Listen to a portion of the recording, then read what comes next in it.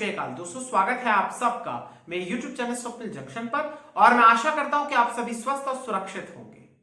दोस्तों, आज की इस वीडियो में मैं जिस विषय को लेकर आपके साथ संवाद स्थापित करने जा रहा हूं, आपके साथ अपने विचारों को साझा करने का प्रयास करने जा रहा हूं, यह विषय अत्यंत गंभीर और अत्यंत संवेदनशील है। लिहाजा मैं आपसे हाथ जोड़कर निवेदन करना चाहता हूं, रिक्वेस्ट करना चाहता हूं कि आप इस वीडियो को कृपया करके पूरा जरूर देखिएगा। और एक बात मैं आपसे और कहना चाहता हूं कि आज इस वीडियो के माध्यम से, इस YouTube के प्लेटफॉर्म के माध्यम से मैं आपके सामने जो भी विचार रखने जा रहा हूं, ये मेरे विचार है, ये शुद्ध रूप से मेरे विचार है, खालिस तौर पर मेरे विचार है, मेरा ओपिनियन है। और मैं ये मानता हूं कि आप मेरे इन विचारों से सहमत भी हो सकते हैं और असहमत भी हो सकते हैं। मैं आपके ओपिनियन का, आपके विचारों का, आपके निर्णयों का पूर्ण रूप से सम्मान करता हूं। लेकिन आज की इस वीडियो में जिस विषय को मैं टच करने जा रहा हूं, उस विषय को लेकर मैं किसी भी प्रकार का कोई विश्लेषण नहीं रखूंगा आपके सामने। इसीलिए मैंने इस वीडियो को रिकॉर्ड करने से पहले किसी भी प्रकार का कोई अभ्यास नहीं किया, कोई स्क्रिप्ट भी नहीं लिखी है। यहां पर मैं आपको सिर्फ और सिर्फ वो बातें शेयर करना चाहता हूं, वो बातें रखूंगा जो मैं अपने दिल से सोचता हूं। और यकीन मानिए कि जब मैं तमाम न्यूज चैनल्स पर इस कवरेज को देख रहा हूं, इस पूरे प्रकरण को लेकर जो भी कवरेज हो रही है उसे देख रहा हूं बीते 2 दिनों से, या फिर समाचार पत्रों को पढ़ रहा हूं, एडिटोरियल के पेज को पढ़ रहा हूं, संपादकीय जो पेज आता है उनको पढ़ रहा हूं, वहां पर बड़े बड़े संपादकों और बड़े बड़े जो एनालिस्ट हैं उनकी बातों को पढ़ रहा हूं, तो उसके बाद मेरे दिल में एक विचार आ रहा है। और दिल भी मेरा इस समय दुख रहा है, दुखी है, मस्तिष्क में भी पता नहीं मुझे कि मैं क्या आज कहूंगा आपके सामने। समझ में नहीं आ रहा कि मैं कहां से शुरू करूं और कहां पर खत्म करूं, लेकिन मैं शुरू तो करने जाऊंगा इस वीडियो को। मैं दोस्तों आपको सबसे पहले कुछ जो मैंने इसके अलग अलग पहलू जो मेरे हिसाब से हैं उन पर मैं अलग अलग अपना ओपिनियन रखना चाहता हूं। देखिए, पूरा का पूरा जो विवाद है इसमें मानवता भी खतरे में है, इसमें मानसिकता भी है, इसमें आपको दिखेगा कि एक प्रकार से कट्टरवाद भी दिखेगा, कट्टरपंथी लोग किस प्रकार से दबाव बनाने का प्रयास कर रहे हैं वो भी आपको दिखेगा। इसमें आपको गुस्ताखियां भी दिखेंगी, इसमें आपको एक देश का खड़ा होना भी दिखेगा और उसके खिलाफ कई सारे देशों का भी खड़ा होना दिखेगा। यहां पर मैं आपको बता देना चाहता हूं कि इस पूरे प्रकरण को लेकर समस्त संसार के तमाम देश 2 धड़ों में बंट चुके हैं। और आप इसी से कल्पना कीजिए कि भारत, जो कि अधिकांश अवसरों पर गुट निरपेक्ष रहता था, तटस्थ रहता था, भारत एक प्रकार से न्यूट्रल बयान देता था, कई सारे आपने अंतर्राष्ट्रीय विषयों को देखा है। लेकिन इस बार भारत ने भी बड़ी एक प्रकार से दृढ़ता के साथ फ्रांस का समर्थन किया है। भारत के प्रधानमंत्री हो या फिर हमारा विदेश मंत्रालय हो, इन लोगों ने लगातार प्रेस ब्रीफिंग करी है, लगातार ट्वीट्स करे हैं जिसमें फ्रांस के समर्थन में ट्वीट्स किए गए, अपने विचारों की अभिव्यक्ति की गई है। तो अब मैं आपको बताना चाहूंगा कि इसका पहला पहलू जो था दोस्तों, उसमें यह था कि एक शिक्षक थे जो कि सैमुअल पैटी जिनका नाम था, और ये स्कूल में पढ़ाते थे, और 16 अक्टूबर को ये अपनी एक कक्षा में पढ़ा रहे थे। वहां पर इन्होंने दरअसल प्रॉफेट मोहम्मद साहब का एक कार्टून शेयर कर दिया जिससे भावनाएं आहत हुई हैं, विशेष धर्म के लोगों की भावनाएं आहत हुई हैं। मैं इस बात से पूरे तरीके से सहमत हूं कि किसी भी व्यक्ति को, किसी भी शख्स को इस दुनिया के ऐसा कोई अधिकार नहीं है, ऐसा कोई हक नहीं है कि वो किसी समुदाय के या फिर किसी धर्म के लोगों की भावनाओं को आहत करे, कुछ ऐसी सामग्री दिखाए जिससे एक विशेष धर्म को मानने वाले लोग आहत हो जाए। ये कभी भी एक सभ्य समाज की या फिर एक सभ्य देश की पहचान नहीं होती है। ये मेरे विचार है। लेकिन इस शिक्षक ने जो किया वो गलत था और उसके लिए कानून है। फ्रांस भी भारत की तरह एक लोकतंत्र है, वहां पर भी न्यायपालिका है। वहां पर निश्चित रूप से इस व्यक्ति को, अगर एक विशेष समुदाय अगर दर्ज कराता और पूरी प्रक्रिया को फॉलो करता, तो उसके बाद इस व्यक्ति को निश्चित रूप से कड़ी सजा जरूर मिलती, इसे दंडित अवश्य किया जाता। लेकिन वो मौका ही नहीं मिला, वो मौका ही नहीं हुआ। बल्कि लोगों ने और बल्कि कुछ कट्टरपंथी लोगों ने अपने ही हाथ में कानून को ले लिया और उन्होंने सोचा कि वो सबसे बड़े रक्षक हैं और उन्होंने इस व्यक्ति की निर्मम हत्या कर दी, इसका सर कलम कर दिया, इसका सर काट दिया। अब यहां पर इस पूरे प्रकरण को लेकर, इस पूरे पहलू को लेकर कई सारे लोग दो धड़ों में बंट चुके हैं। मैं आपको यह भी बताना चाहूंगा कि इसमें पाकिस्तान आता है, इसमें तुर्की आता है, इसमें इराक है, इसमें ईरान है, इसमें मलेशिया है, इसमें ऐसे तमाम ये जो इस्लामिक कंट्रीज हैं, मुस्लिम कंट्रीज है, बांग्लादेश है और भारत में भी कई शहरों में इसको लेकर विरोध हुआ। जैसे अलीगढ़ में आपने देखा विरोध हुआ, वडोदरा में विरोध हुआ, देश की आर्थिक राजधानी मुंबई में भी विरोध हुआ, जहां पर आपने देखा तमाम न्यूज चैनल्स पर कि सड़कों पर जो फ्रांस के राष्ट्रपति हैं इमैनुअल मैक्रों, उनके एक प्रकार से स्टिकर लगाए गए, उस पर गाड़ियां चलाई गई, वाहन चल रहे थे, उस पर लोगों ने पैरों से भी उसे कुचला और एक प्रकार से संदेश देने का प्रयास किया कि वो इसके खिलाफ हैं। ये जो पूरा वाकया वहां पर हुआ है इसके खिलाफ है लोग, इसके विरोध में है लोग। इसके अलावा आपने ये भी देखा कि कई सारे लोगों ने मार्च निकाला एक विशेष समुदाय के लोगों ने, क्योंकि उनकी भावनाएं आहत हुई हैं। मैं सहमत हूं इस बात से।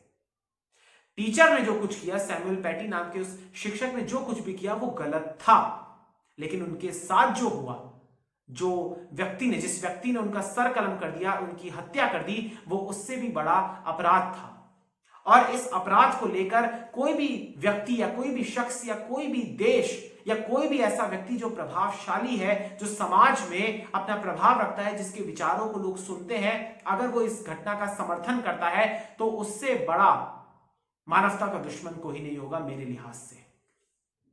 उस शिक्षक ने जो किया उसकी सजा फ्रांस का कानून जरूर देता। अगर फ्रांस का कानून मान लीजिए कि नहीं देता तो उसके बाद लोग विरोध करते और मैं स्वयं विरोध करता कि फ्रांस के कानून किस प्रकार का है कि वो किसी व्यक्ति को इस बात की स्वतंत्रता देता है कि वो किसी विशेष धर्म के एक प्रकार से जो भी जिस विशेष धर्म को मानते हैं उसके किसी एक ऐसे उसकी भावनाओं को आहत कर दे। तो एक प्रकार से यहां पर वो मौका नहीं मिला। और यहां पर मैं आपको बता देना चाहता हूं कि इस पूरे विवाद को लेकर दरअसल 16 अक्टूबर की पूरी घटना, उसके बाद से फ्रांस के भीतर लगातार वहां पर ऐसी घटनाएं हुई हैं जिसमें एक विशेष समुदाय के लोग भड़के हैं और फिर एक प्रकार से नारेबाजी करते हुए उन्होंने हमला भी किया है।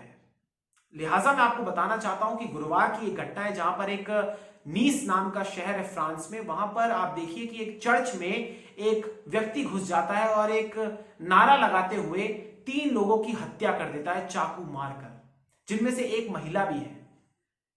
तो आप सोचिए कि किस प्रकार से हम जा रहे हैं, किस दिशा में हम लोग जा रहे हैं। एक व्यक्ति 3 लोगों की हत्या कर देता है एक अन्य धार्मिक स्थल में जाकर, चर्च के भीतर जाकर। तो फ्रांस के राष्ट्रपति निश्चित रूप से क्रोधित तो होंगे। अगर कोई भी व्यक्ति अगर एक देश है मान लीजिए, उसके भीतर एक व्यक्ति अगर उनके नागरिकों को मार रहा है, वो भी उनकी हत्या कर रहा है, निर्मम हत्या कर रहा है, एक प्रकार से कट्टरपंथी विचारधारा का समर्थन कर रहा है, हत्या कर दे रहा है, तो उसके लिए क्या एक राष्ट्रपति आवाज भी ना उठाए? अब आप ये सोचिए कि हमारे इस पूरे विश्व में जितने भी लोग रहते हैं वो 2 धड़ों में क्यों बटे हुए हैं। देखिए, एक धड़ा तो ऐसा है जो कि लगातार ये कह रहा है कि फ्रांस के प्रोडक्ट्स को बहिष्कार करना चाहिए, फ्रेंच प्रोडक्ट्स को बहिष्कार करना चाहिए। आपने एक चीज और देखी होगी कि जो तमाम देशों के मैंने नाम शुरू में लिए, वहां पर लंबे लंबे बड़े बड़े मार्च भी निकले जिसमें इमैनुअल मैक्रोन पर निजी वार भी किए गए, निजी हमले भी किए गए। और आप ये भी सोचिए कि एक देश के पूर्व प्रधानमंत्री महातिर मोहम्मद मलेशिया के, वो कह देते हैं, इस प्रकार का बयान देते हैं। मैं आपको बयान इस वीडियो के माध्यम से नहीं बताना चाहूंगा क्योंकि उसे ट्विटर ने भी हटा लिया है, लेकिन आप ये सोचिए वो इतना आपत्तिजनक था और इतना निजी था कि उससे कोई भी व्यक्ति भड़क सकता है। और एक प्रभावशाली नेता को यह बात शोभा नहीं देती है, जिसका प्रभाव हो समाज में। उन्हें इस बात को पता होना चाहिए कि वो इस पूरे समाज में अपना प्रभाव रखते हैं, लिहाजा वो ऐसी कोई भी टिप्पणी ना करें जिससे जो सांप्रदायिक सौहार्द है वो बिगड़े।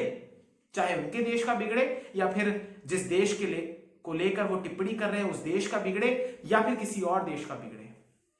इसके अलावा तुर्की के राष्ट्रपति एर्दोगान ने तो खुले तौर पर फ्रांस के राष्ट्रपति इमैनुअल मैक्रोन को एक प्रकार से उन पर निजी टिप्पणी कर दी।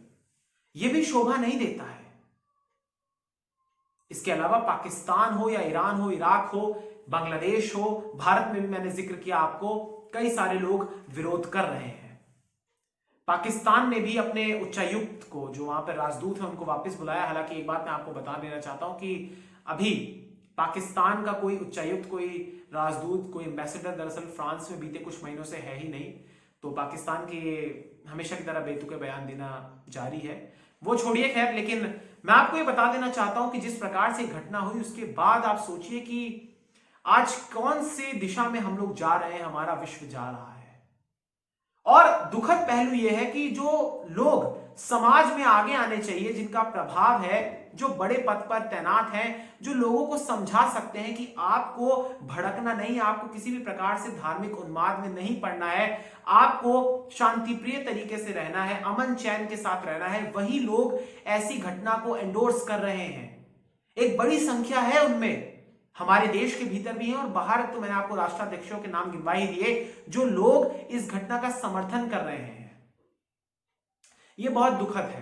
आतंकवाद की कोई परिभाषा नहीं है, आतंकवाद की कोई मर्यादा ही नहीं सेट करी हुई है। दरअसल संयुक्त राष्ट्र ने कोई डेफिनेशन नहीं है आतंकवाद की। इसके अलावा कोई भी डेफिनेशन नहीं है हेट स्पीच की भी। तो यह तय करना होगा कि आखिर आतंकवाद है क्या। और कट्टरपंथी विचारधारा के लोग हर धर्म में हैं, हर समुदाय में हैं। यहां पर कुछ लोग ये भी कह सकते हैं कि कुछ लोग ये भी कह सकते हैं कि हमारे देश के भीतर मॉब लिंचिंग हुई। मैं उस घटना की भी भर्त्सना करता हूं, उस घटना का भी विरोध करता हूं, क्योंकि किसी भी व्यक्ति की हत्या नहीं की जानी चाहिए।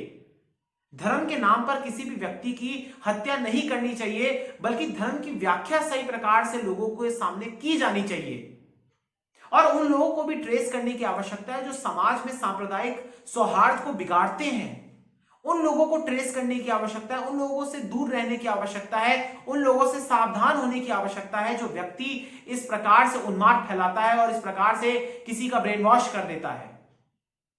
फ्रांस में जो कुछ भी हुआ या आने वाले समय में वहां पर जिस प्रकार से वहां के गृह मंत्री से लेकर वहां के जो राष्ट्रपति वो भी कह रहे हैं कि वो अब इस्लामिक जो आतंकवाद है या कट्टरपंथ है उसके खिलाफ वो आएंगे मुखर तरीके से, इसको लेकर वहां पर कई सारे अलर्ट्स जारी हो गए हैं।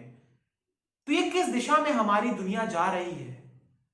होना तो ये चाहिए था कि अगर किसी व्यक्ति से अपराध हुआ, जैसे उस शिक्षक से अपराध हुआ कि उसने एक विशेष समुदाय की भावनाओं को आहत किया, तो उसे सजा होनी चाहिए, लेकिन उसकी हत्या कर दी गई। उसके कुछ 1 या 2 सप्ताह के बाद एक चर्च में घुसकर 3 लोगों की हत्या कर दी गई, सर कलम कर दिया गया एक प्रकार से आतंकवादियों की तरह। और उसके बाद वो धड़ा जो विरोध कर रहा है फ्रांस के राष्ट्रपति का और फ्रेंच प्रोडक्ट्स का, वो एक बार भी भर्त्सना नहीं करता है कि इस प्रकार से आतंकवाद नहीं होना चाहिए। मैं अपनी इस वीडियो के माध्यम से कहना चाहता हूं कि जो हत्याएं वहां पर हुई या कहीं पर भी धर्म के नाम पर अगर हत्याएं होती हैं तो उसकी निंदा होनी चाहिए और प्रभावी कदम उठाए जाने चाहिए कि लोगों के प्रति, लोगों के सामने, लोगों के भीतर एक सही प्रकार से एक धर्म की, उसकी शिक्षा की व्याख्या की जा सके। इसके लिए बड़े बड़े धर्म गुरुओं को भी सामने आना चाहिए, लेकिन ऐसा नहीं हो रहा है। लिहाजा ऐसे कट्टरपंथियों को और बल मिलता है कि वो सांप्रदायिक सौहार्द को बिगाड़े और इसकी आड़ में कई सारे लोग तुष्टीकरण की राजनीति भी करेंगे, हमारे देश के भीतर भी करेंगे और विश्व के पटल पर भी जो तमाम अन्य अन्य देश हैं उसमें भी करेंगे। तो दोस्तों मैं उम्मीद करता हूं कि आपको ये विचार जो मैंने रखे हैं वो आपको अच्छे लगे होंगे, समझ में आए होंगे, क्योंकि ये मैं सोचता हूं कि आज की इस दुनिया में जहां पर सबका लक्ष्य होना चाहिए कि बेरोजगारी किस प्रकार से समाप्त हो, कोविड के कारण जो अर्थव्यवस्था तमाम देशों की पटरी से उतर गई है वो कैसे पटरी पर आए, एक प्रकार से गरीबी कैसे दूर हो, महामारी कैसे दूर हो, वैक्सीन कैसे तेजी से बनाई जाए, इन तमाम मुद्दों को लेकर कोई बृहद तरीके से चर्चा नहीं हो रही है, बल्कि चर्चा इस बात में हो रही है कि कौन सबसे बड़ा रक्षक है और कौन और किसके बीच नफरत है। आप देखिए अजरबैजान और अर्मीनिया के बीच भी जो युद्ध हो रहा है वो भी एक प्रकार से अभी जो चल रहा है वो भी जमीन के विवाद को लेकर है। और अब फ्रांस और तमाम जो इस्लामिक देश हैं वो आमने सामने आ चुके हैं। ये नहीं है हमारी दुनिया। इस दुनिया को भगवान ने, अल्लाह ने, जीसस ने वाहेगुरु ने तमाम, आप जिनको जिस नाम से पुकारते हैं, ईश्वर तो एक ही है। उन्होंने इस धरती को बनाया है केवल और केवल प्यार से रहने के लिए, अमन चैन और शांति से रहने के लिए। आपका विकास हो, हमारा विकास हो, सबका विकास हो, हर जीव जंतु का विकास हो, सभी खुशी के साथ रहें, उल्लास के साथ रहें। इसलिए इस धरती की एक प्रकार से कल्पना की गई थी, इसकी रचना की गई थी। लेकिन आज किस दिशा में हमारा समाज जा रहा है, ये सोचने की बात है। समाज से मेरा मतलब पूरे विश्व के जो तमाम लोग हैं, जो इंसान हैं, जो मनुष्य अपने आप को कहते हैं, वो किस जगह जा रहे हैं। बहुत बहुत शुक्रिया दोस्तों, बहुत बहुत शुक्रिया। जय हिंद, जय भारत, वंदे मातरम, इंकलाब जिंदाबाद, सत्यमेव जयते। नमस्कार।